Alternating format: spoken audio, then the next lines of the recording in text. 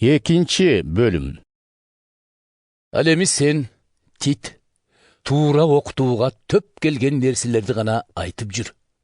Улуураак эркектер кыраакы, кадыр барктуу, салабаттуу, ишеними бек, башкаларга мээримдүү, кыйынчылыктарга көтөрүмдүү болушсун. Ошондой эле улуураак аялдар да өздөрүн Кудайга арнаганын унутпай, жүргөн турганы ошого ылайык болууга тийиш.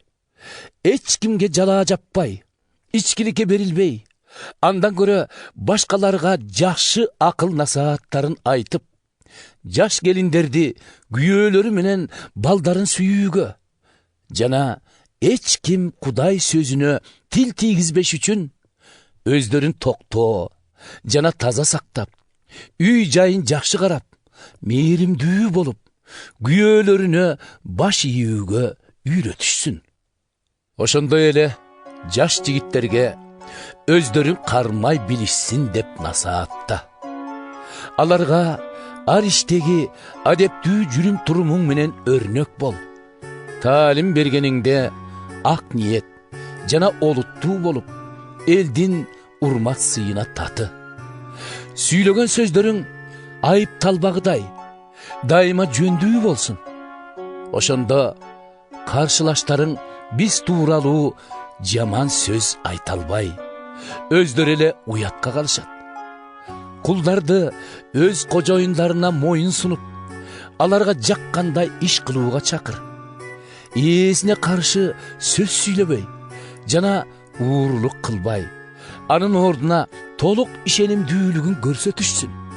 Ошондо алардын жүрүм турумун көргөндөрдүн баары куткаруучу Кудайыбыз тууралуу таалимди зор урмат сый менен кабыл алышат.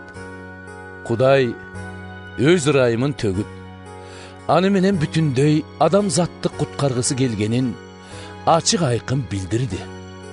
Ал бизди өзүнө жакпаган эски жашообуз менен бул дүйнөнүн кумарларынан баш тартып, азыркы заманда өзүбүздү тизгиндеп, адил жана Кудайга жагаарлык өмүр сүрүүгө жолдоп турат.